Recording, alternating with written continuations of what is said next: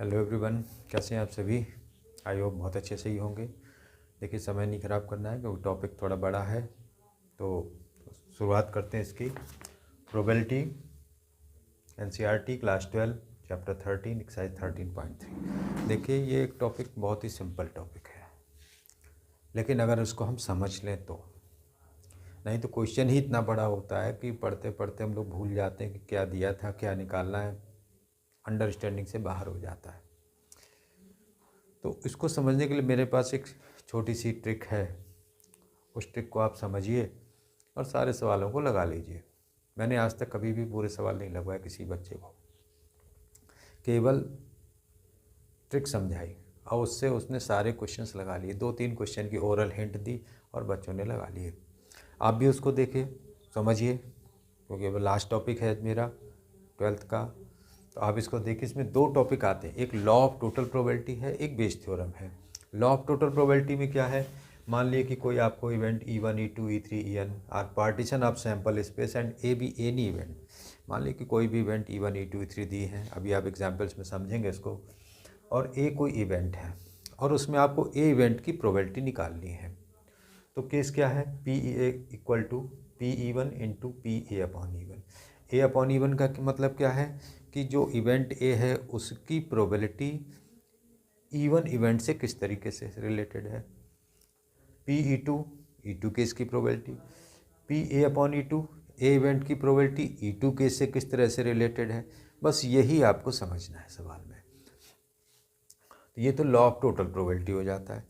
इसके बाद आते हैं बेस थ्योरम में। बेस थ्योरम में मान लीजिए कि E1 E2 E3 कोई भी पार्टीशन ऑफ सैम्पल स्पेस हैं और ए कोई इवेंट है, और आपको मान लीजिए E1 इवेंट की प्रोबेबिलिटी निकालनी है या E2 की निकालनी है अंडर ए। तो उसके फार्मूले को समझते हैं, PEI अपॉन ए। EI से मतलब है, हो सकता है आपको फर्स्ट केस का निकालना हो तो E1 अपॉन ए कर दीजिए, सेकेंड केस की E2 की निकालनी है तो E2 अपॉन ए कर दीजिए।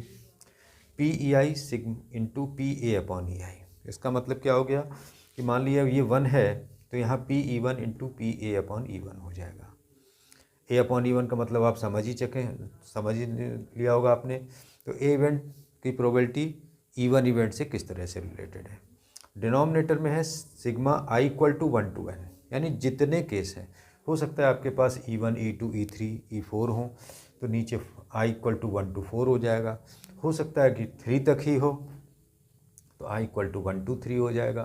तो ज़्यादा से ज़्यादा उसमें 4 आते हैं, इससे ज़्यादा का कोई केस नहीं है।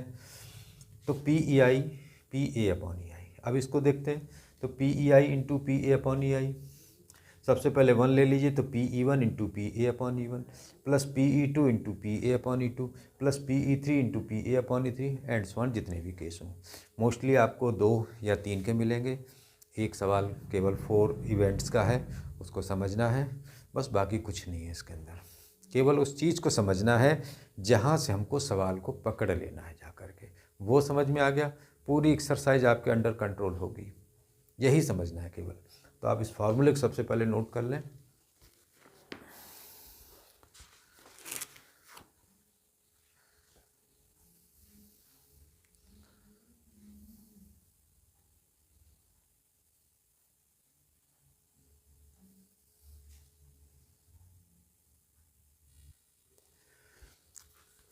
आइए फर्स्ट क्वेश्चन को देखते हैं। इसमें दिया था an urn contains 5 red and 5 black balls. Bag contains 5 red 5 black balls. आप इसको नोट कर लें। A ball is drawn at random, ध्यान दीजिए, समझिएगा सवाल को। A ball is drawn at random, its colour is noted and return to the urn. ध्यान दीजिएगा इस फिगर पे कि ये 5 रेड 5 ब्लैक बॉल। मान लीजिए कि आपने फर्स्ट में रेड बॉल निकाली तो इसकी प्रोबेबिलिटी 5/10 हो जाएगी।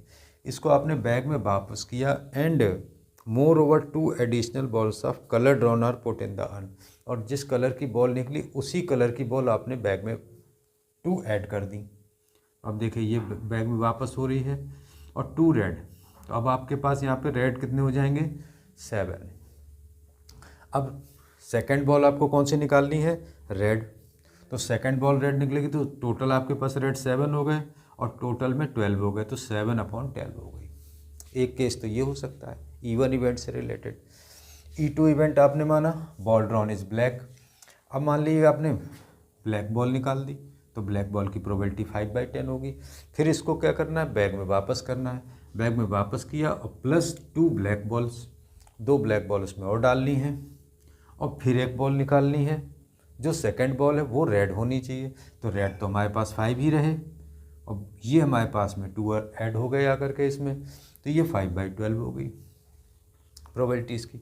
अब देखते हैं इसके P second ball is red equal to PA। आपको सेकंड बॉल इज रेड की प्रोबेबिलिटी निकालनी, PE1 इंटू PA/E1। PE1 आपने रख दिया 5/10 और A/E1 की लैंग्वेज को समझते हैं क्या, second ball is red when 2 additional balls are also red. यानी आपने रेड बॉल निकाली थी और 2 रेड ही उसमें ऐड की, तो ये प्रोबेबिलिटी PA/E1 7/12 हो गई। फिर PE2 5/10 और A/E2 की लैंग्वेज क्या हुई, second ball is red when 2 additional balls are black. Additional balls तो ब्लैक है लेकिन निकालनी आपको सेकंड रो में रेड है, तो रेड तो 5 ही रहे आपके पास में और टोटल में 12 हो गए। 5/10 आप इसमें कॉमन कीजिए, सॉरी ये 1/2 इंटू 7/12, 1/2 इंटू 5/12, 1/2 कॉमन कीजिए। तो इस तरीके से आप इस क्वेश्चन को कंप्लीट कर सकते। ये लॉ ऑफ टोटल प्रोबेबिलिटी का था, एक ही क्वेश्चन है, आपको इसी से ही समझना है। एग्जाम्पल में एक और मिल सकता है, आप इसको नोट कर लें, इसके बाद हम आगे बढ़ते हैं।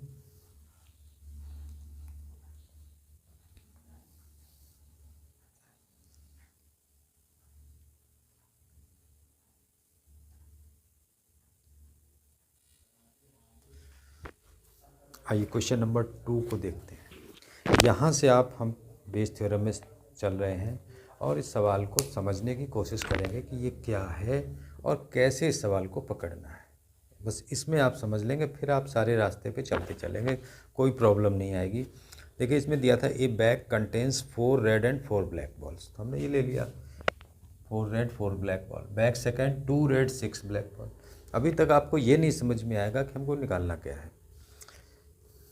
One of the 2 bags is selected at random, उनमें से एक बैग सेलेक्ट कर रहे हैं। And a ball is drawn, एक बॉल ड्रॉन कर गई from the bag which is found to be red, जो कि रेड है। Find the probability that the ball is drawn from the first bag. अब यहीं से आपको समझना, पूरा सवाल आप पढ़ लीजिए और पढ़ने के बाद में आप सबसे उस लाइन पे पहुंच जाइए जहाँ फाइंड द प्रोबेबिलिटी बोल रहा है। मेरी बात को समझिएगा, यहीं से आप रास्ते बना सकते हैं और शुरुआत से नहीं बना पाएंगे। तो देखिए क्या बोला, find the probability ball is drawn from the first bag. तो प्रोबेबिलिटी किस पे जा रही, बैग पे। बैग कितने हमारे पास में, शुरुआत में देखेंगे 2 बैग हैं, तो हमने 2 इवेंट बना दिए, bag first is selected, bag E2 event, bag second is selected. इस तरीके से आप इवेंट को पकड़ेंगे, E1 E2 E3 जो भी हैं वो आपको फाइंड द प्रोबेबिलिटी वाली लाइन से मिल जाएंगे।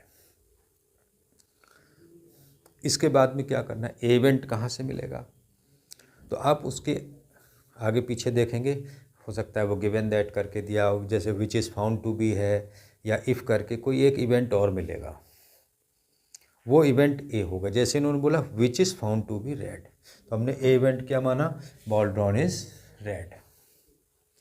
अब जब ये काम आप कर लेंगे, E1 E2 E3 बना लेंगे, ए इवेंट बना लें, फिर सवाल आसान होगा। इससे पहले सवाल आसान नहीं होगा, आप कुछ भी कर लें। देखिए अब हमने क्या माना था, बैग फर्स्ट इज सिलेक्टेड और E2 bag second is selected. हमारे पास बैग कितने हैं, 2, तो PE1 कितना हो जाएगा, 2 बैग में से एक बैग सेलेक्ट करना, प्रोबेबिलिटी 1/2 हो गई। इसी टाइप से PE2 ये भी 1/2 हो जाएगा। ठीक है, अब हम आते हैं A/E1 पे। सारे सवालों में आप सिंबल मत चेंज कीजिएगा, वैसे बुक्स में देखेंगे तो वो E1 E2 की जगह कहीं पर T1 T2 कंसीडर कर लेंगे, कहीं कुछ करेंगे, आप चेंज मत कीजिएगा, मेरी बात को मानिएगा, फार्मूला आपका गलत नहीं होगा। E1 E2 E3 ही मानिए और ए इवेंट मानिए। अब हमारे हैं one of the 2 bag is selected at random and a ball is drawn from the bag which is found to be red. अब देखिए A/E1, A/E1 मतलब क्या होगा, ball is drawn red from first bag, जो found red बोला था ना ए। अब इसको देखिए, ए क्या है, बॉल ड्रॉन इज रेड, और E1 क्या है, फर्स्ट बैग। बहुत आसानी से समझ लेंगे, सेकंड फर्स्ट बैग से आपको रेड बॉल देखनी है, और फर्स्ट बैग में रेड कितने हैं 4 और टोटल कितने हैं 8, तो ये आ गया 4/8। फिर आ गए हम A/E2 पे। ए के मतलब बॉल तो रेड है, E2 मीन्स सेकंड बैग है, तो सेकंड बैग से अगर हम रेड निकालेंगे तो 2 है और टोटल में हमारे पास में 8 है, तो ये 2/8 हो गया। ये काम अगर आपने सीख लिया तो फिर पूरी एक्सरसाइज को समझने से आपको कोई भी रोक नहीं पाएगा। अब इन्होंने क्या पूछा, find the probability ball is drawn from the first bag, यानी अब आपको E1 का केस सॉल्व करना है। P(E1)/A आप निकालेंगे तो P(E1) PA/E1, नीचे सारे केस आते हैं P(E1) PA/E1 plus P(E2) PA/E2। ये चीज़ समझनी होती है बस। तो आपने सवाल को देखा, हमको E1 E2 E3 event select करने, वो हमको फाइंड द प्रोबेबिलिटी वाली लाइन से मिलेंगे, और ए इवेंट आपको गिवन दैट करके which is found to be, इस टाइप से लैंग्वेज मिलेगी। बस यही खेल है, इसको समझ लिया आपने, पूरी एक्सरसाइज ओपन आउट हो जाती है। वैल्यूज़ पुट कर दी, ये तो कैलकुलेशन है। यहाँ तक मेन चीज़ थीम थी इसको समझने की, आप इसको नोट करें।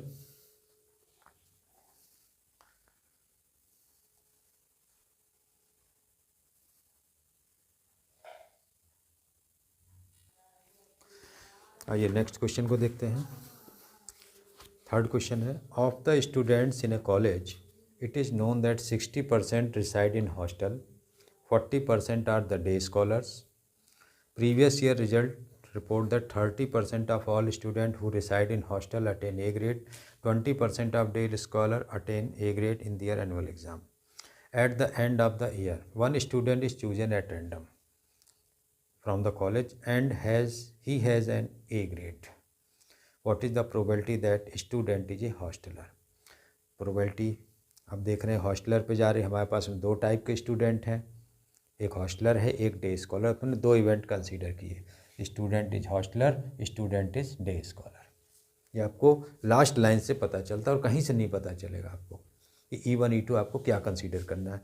ए इवेंट क्या कंसीडर किया, which attain he has an A grade, student attains A grade, तो A/E1 क्या होगा, student attains A grade which is hosteller. A/E2 student attains A grade which is day scholar. पूरा खेल इतना ही है। अब P(E1) कितना हो जाएगा, 60% है तो 60/100, P(E2) 40/100 हो गया। P(A/E1) जो हॉस्टलर थे वो 30% ए ग्रेड पे थे तो 30/100, P(A/E2) 20/100 हो गया। P(E1)/A हॉस्टलर की प्रोबेबिलिटी निकालनी है तो आपने P(E1)/A उसको ले लिया, फार्मूला लगा दीजिए, ऊपर E1 का केस आ जाएगा, नीचे टोटल आ जाएंगे, वैल्यू रख दीजिए, आंसर आ जाएगा उसका। तो आप कैलकुलेशन को मत जाइएगा, आप थीम को पकड़िएगा। फाइंड द प्रोबेबिलिटी से आपको E1 E2 E3 मिल जाएंगे, उसके आगे पीछे कहीं ना कहीं पे ए इवेंट मिल जाएगा। आप इसको नोट कीजिए।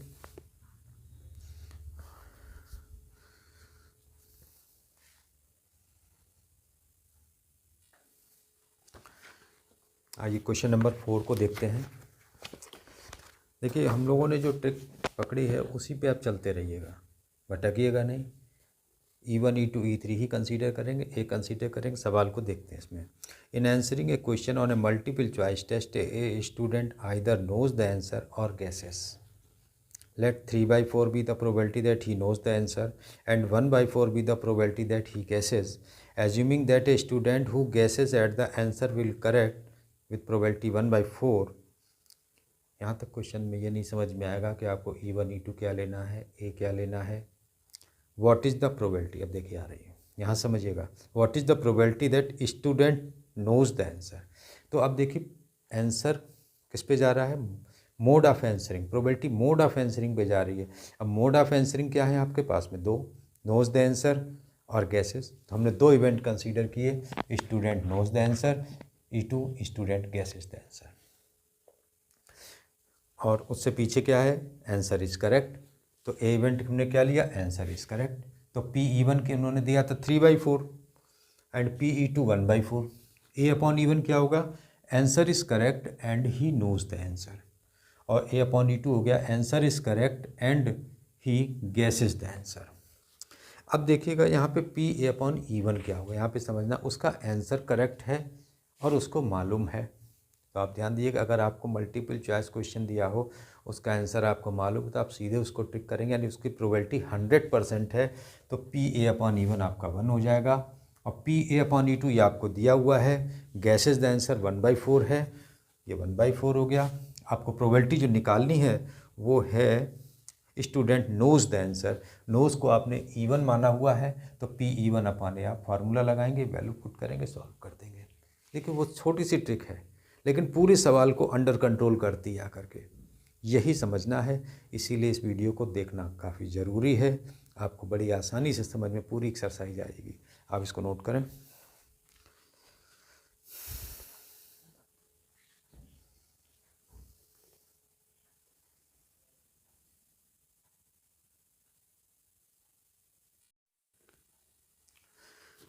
आइए इसका क्वेश्चन नंबर 5 देखते हैं, थोड़ा सी काफ़ी लंबा है सवाल, ध्यान से समझिएगा। A laboratory blood test is 99% effective in detecting a certain disease when it is in fact, यानी उसकी टेस्ट रिपोर्ट इफेक्टिव है। However the test also yields a false positive result, मतलब रिजल्ट पॉजिटिव दे रहा है लेकिन रिपोर्ट गलत है, तो 0.5% ये केस है। If a healthy person is tested, then the probability 0.005, the test will imply he has the disease, मतलब उसको डिजीज़ नहीं है लेकिन फिर भी वो डिजीज़ शो कर रहा है। If 0.1% of the population actually has the disease, what is the probability that a person has the disease? ध्यान दीजिएगा यहाँ पे, probability person has the disease given that his test result is positive। तो अब यहाँ पर देखिए प्रोबेबिलिटी किस पे जा रही, पर्सन हैज़ द डिजीज़, तो पर्सन हैज़ द डिजीज़ भी हो सकता है, person not has the disease हो सकता है।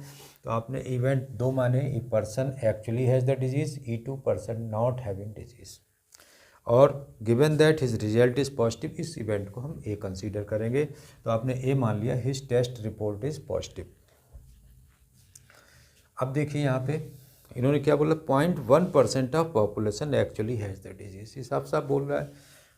तो 0.1% हो गया PE1, तो 0.1/100। PE2 क्या हो जाएगा, नॉट हैविंग डिजीज़, तो 0.1% को 1 से माइनस कर देंगे, तो 1 - 0.1/100, तो 99.9/100 हो जाएगा। अब आते हैं A/E1। A/E1 की लैंग्वेज क्या है, आप कभी भी लैंग्वेज को जोड़ दीजिए, आपको रिजल्ट पता चल जाएगा। His test report is positive, A यही बोल रहा है, and person actually has the disease, इसका मतलब क्या हो गया कि उसकी रिपोर्ट करेक्ट है, और report correct number first line में दिया 99% इफेक्टिव है, तो PA/E1 आपका 99% यानी 99/100 हो जाएगा। And A/E2 his test report is positive, वो कह रहा है his test report is positive, but E2 क्या कह रहा है, person not having disease, means report is not correct. ये समझने की चीज़ थी, रिपोर्ट नॉट करेक्ट है, वो 0.5% दिया है, तो 0.5/100 हो जाएगा। अब आपको निकालना था एक्चुअल हैज़ द डिजीज़, तो PE1/A आप सॉल्व कीजिए, फार्मूला लगाइए, PE1 PA/E1, PE1 वैल्यू लगा दीजिए, सिंप्लीफाई कर लीजिए। तो ये इस तरीके से लैंग्वेज को समझना बहुत ज़रूरी है इसमें, तो आप इसको नोट करें, समझ लें। कैलकुलेशन में कोई प्रॉब्लम नहीं, वो तो आप सिंपल कर सकते हैं, ये चीज़ समझनी है इसकी, हमेशा इस लैंग्वेज को जोड़ दें, A और E1, A और E2, तो आपको कंडीशन समझ में आ जाएगी। आप इसको नोट करें।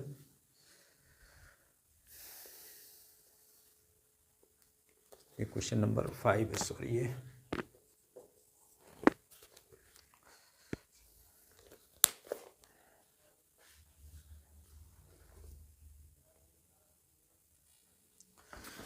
आइए नेक्स्ट क्वेश्चन देखते हैं इसका। देयर आर 3 कॉइन्स, 1 इज़ 2-हेडेड कॉइन, मतलब दोनों साइड पे हेड है। Another is biased coin, biased coin का मतलब खोटा सिक्का होता है, that comes up 75% of time, उसमें 75% ऑफ टाइम हेड आता है। And third is an unbiased coin, unbiased coin मतलब फेयर कॉइन होता है, जिसमें हेड और टेल आने की बराबर संभावनाएं होती हैं। 1 of 3 coin is chosen at random and tossed, shows head, what is the probability that it was the 2-headed coin। अब प्रोबेबिलिटी हमारे पास कॉइन पे जा रही है, कॉइन कितने टाइप के हैं, 3 टाइप के, तो 3 इवेंट कंसीडर किया, E1 कॉइन इज 2-हेडेड, E2 coin is biased, E3 coin is unbiased. A event माना क्वाइन सोज हेड। अब 3 क्वाइन है, उनमें से एक लेंगे तो प्रोबेबिलिटी 1/3 होगी, तो PE1 1/3 होगा, PE2 भी 1/3, PE3 भी 1/3। अब A अपॉन E1 लैंग्वेज को आप जोड़ दिए, समझ में आ जाएगा। Coin shows head and it is 2 headed. अब 2 हेडेड है तो हमेशा 100% हेड ही आना है, तो 2/2 हो जाएगा। PA upon E2 coin shows head and it is biased. Biased में वो 75% आ रहा है, तो 75/100 हो गया। And PA upon E3 coin shows head and it is unbiased. Unbiased का मतलब उसमें प्रोबेबिलिटी 1/2 होती है।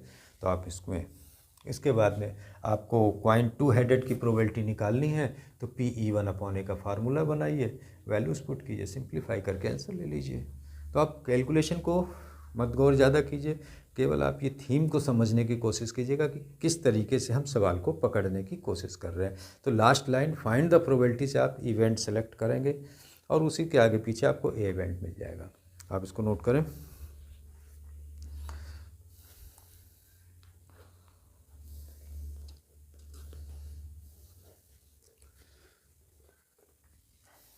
इसी के साथ क्वेश्चन नंबर 7 आ जाता है, ये आप ओरल समझ लीजिए। An insurance company insured 2000 scooter driver, 4000 car driver, 6000 truck drivers. The probability of an accident are 0.01, 0.03 and 0.15 respectively. One of the insured person meets with an accident, what is the probability that he is a scooter driver. अब probability किस पे गई? Drivers पे। Driver कितने हमारे पास में? 3 type के, scooter driver, truck driver and car driver. तो E1 इवेंट कंसीडर कर लीजिएगा, person is scooter driver. E2 person is car driver. E3 person is truck driver. अब देखिए टोटल हमारे पास में 6, 4, 10 to 12 हो रहे हैं, 12,000 हो रहे हैं। तो PE1 आपका 2000 upon 12,000, PE2 4000 upon 12,000, PE3 6000 upon 12,000 हो जाएगा। उसके बाद में what is the it is scooter driver और insured person meets with an accident. A event consider क्या करेंगे? Person meets with an accident. अब आपने क्या लिखना है? A upon E1। अब ए अपॉन E1 क्या बोल रहा है? ए बोल रहा है कि पर्सन का एक्सीडेंट हुआ और E1 कह रहा है कि वो स्कूटर ड्राइवर है। तो ए अपॉन E1 की लैंग्वेज सेट हो गई कि पर्सन का जो एक्सीडेंट हुआ स्कूटर ड्राइवर है। स्कूटर ड्राइवर के स्कूटर एक्सीडेंट होने की प्रोबेबिलिटी 0.01 दी हुई है। PA अपॉन E2 पर्सन का एक्सीडेंट हुआ लेकिन वो कार ड्राइवर है, ये प्रोबेबिलिटी 0.03 दी हुई है। इसी तरह से A अपॉन E3 पर्सन का एक्सीडेंट हुआ लेकिन वो ट्रक ड्राइवर है, इसकी प्रोबेबिलिटी 0.15 दी हुई है। और आपको निकालना है स्कूटर ड्राइवर, E1 अपॉन ए का केस सॉल्व कर दीजिए। क्वेश्चन नंबर 8 भी इसी टाइप का है, आप इसको कर सकते हैं।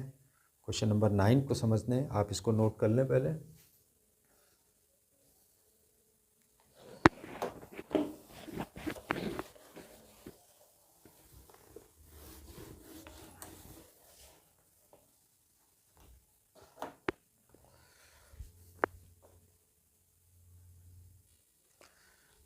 आइए नेक्स्ट क्वेश्चन समझते हैं इसका। 2 groups are competing for the position on the board of directors of a corporation. The probability that first and second group will win 0.6 and 0.4 respectively. Further, if the first group wins, the probability introducing a new product is 0.7 and the corresponding probability is 0.3 if the second group wins. Find the probability that the new product introduced by second group.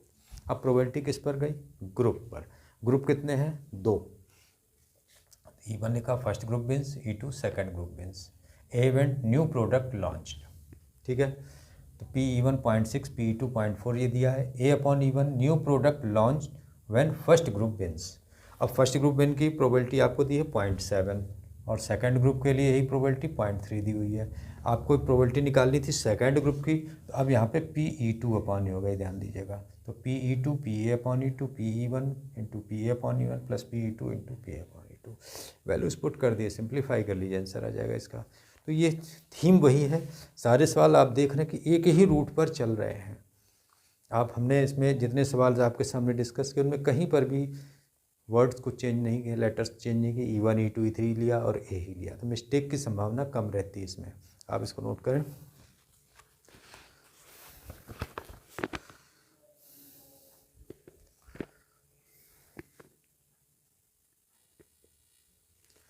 आइए question number 10 समझते हैं इसका। Suppose a girl throws a die, if she gets 5 or 6 she tosses a coin 3 times. ध्यान दीजिएगा, उसने क्या किया है, अपने जो डाइस पे नंबर सारे उनको 2 पार्ट में किया है। अगर उसके 5 या 6 आए तो क्वाइन को 3 टाइम्स टॉस करेगी। And notes the number of heads. If she gets 1 2 3 और 4, अगर उसको 1 2 3 4 मिलता है, she tosses a coin once, और क्वाइन को वो एक बार थ्रो करेगी। And notes whether a head और टेल इज ऑब्टेन्ड।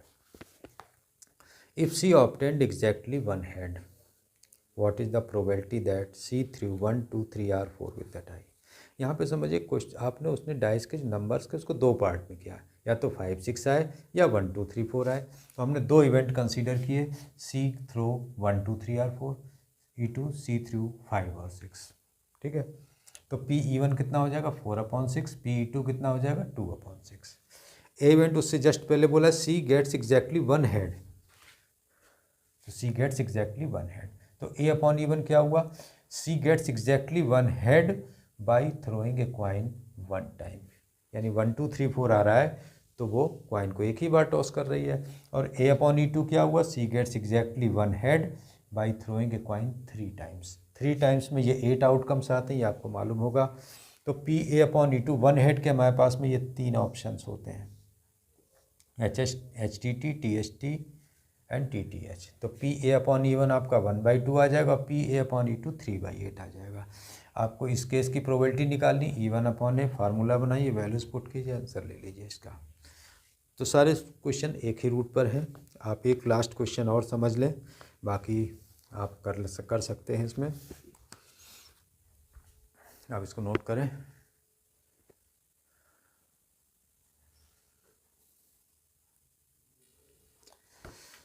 आइए नेक्स्ट क्वेश्चन देखते हैं। A card from a pack of 52 cards is lost. 52 playing cards होते हैं, उनमें से एक कार्ड खो रहा है। From the remaining cards the pack the 2 cards are drawn. 2 card निकाल रहे हैं, and are found to be both diamond, वो दोनों डायमंड के हैं। Find the probability of lost card being a diamond.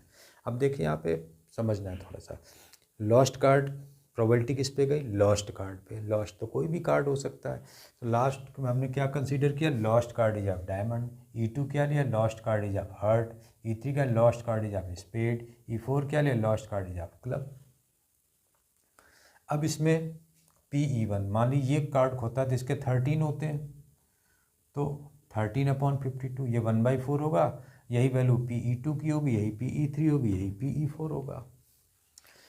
अब क्या गया, उससे पीछे वाली लाइन में देखें, 2 cards are drawn and found to be both diamond. ये इवेंट हमने ए मान लिया, 2 कार्ड्स ड्रॉन आर डायमंड। तब PA/E1 क्या हुआ कि दोनों कार्ड डायमंड के हैं, लेकिन खोया हुआ लॉस्ट कार्ड जो वो डायमंड का है। तो हमारे पास टोटल में एक कम है 13 में से, तो 12C2/51C2। ये कॉम्बिनेशन का यूज़ होता है, जब एक से ज़्यादा ड्रॉ होता है तो कॉम्बिनेशन लगेगा। लॉस्ट कार्ड डायमंड का है तो 12 बच रहे हैं, टोटल में 51 बचे हुए हैं, तो 12C2/51C2। इसको सिंप्लीफाई करेंगे तो 12 × 11/2 × 1, 51 × 50/2 × 1, ये कैंसिल आउट हो जाएंगे। तो 12 × 11/51 × 50। या ध्यान रखिएगा, इस टाइप की जो बेस थ्योरम के सवाल हैं इनमें कैलकुलेशन मत कीजिएगा शुरुआत में। जब कैलकुलेशन नहीं करेंगे तो हमको यहाँ पे रिलैक्स मिलेगा आकर के। आप देखिएगा अभी कितनी आसानी से सॉल्व होता है। सिमिलरली PA/E2, हमने दोनों कार्ड तो डायमंड के निकाले, लेकिन खोया हुआ पत्ता किसका है, हार्ट का। यानी डायमंड हमारे पास पूरा है, तो डायमंड पूरा है तो 13C2/51C2 होगा। तो 13 × 12/51 × 50 सेम वे में, और यही वैल्यू PA/E3 की होगी। यानी दोनों कार्ड डायमंड के हैं, लेकिन खोया हुआ पत्ता स्पेड का है, तो हमारे पास डायमंड पूरे हैं। A/E4 में दोनों कार्ड डायमंड के हैं, लेकिन खोया हुआ कार्ड क्लब का है। तो इस तरीके से हम ये देख रहे हैं कि ये, अब हमारे पास 4 केस थे, तो PE1/A डायमंड का ही केस आपको सॉल्व करना है। तो PE1 PA/E1 नीचे PE1 से लेके PE4 तक का केस बनेगा। वैल्यूज़ पुट करते हैं। अब देखिए कैलकुलेशन को देखिए कितनी आसानी से इसको निकाल लिया गया। अगर हम इसको सिंप्लीफाई कर देते तो प्रॉब्लम होती। वैल्यू सारी पुट की 1/4, ये तो न्यूमरेटर तो वही रखा, डिनोमिनेटर से 1/4 1/4 1/4 कॉमन हो गया, 12 12 12 12 कॉमन हो गया, 51 × 50 कॉमन हो गया। अब देखिए ये इससे कैंसिल आउट हुआ, 12 से 12 कैंसिल आउट, 51 से 51, 50 से 50, 11 अपॉन इनको ऐड कर लीजिए 50, ये आंसर हो जाता है इसका। कितनी आसानी से कैलकुलेशन। इतनी ध्यान रखना है इसमें कि जब भी आपको इस बेस थ्योरम सवाल सॉल्व करना है, प्रोबेबिलिटी को सिंप्लीफाई शुरुआत में नहीं करना है, लास्ट में करना है। आप इसको नोट करें।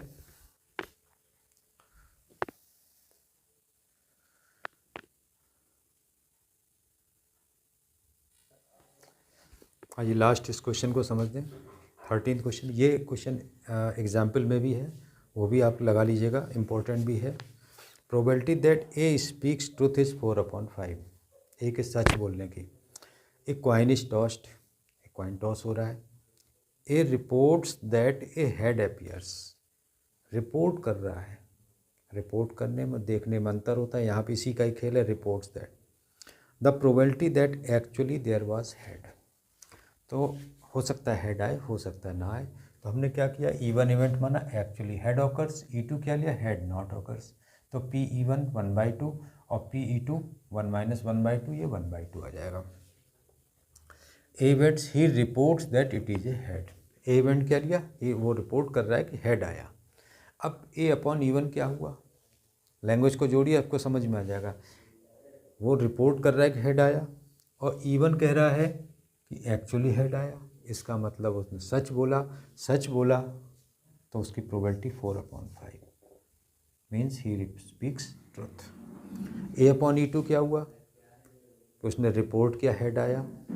E2 क्या कह रहा है, हेड नहीं आया। इसका मतलब वो झूठ बोला। तो झूठ बोलने की प्रोबेबिलिटी 1 - 4/5 1/5 हो जाएगी। उन्होंने एक्चुअली हेड का पूछा है, E1/A का केस आप सॉल्व करते हैं सिंपली। आप इसको नोट करें।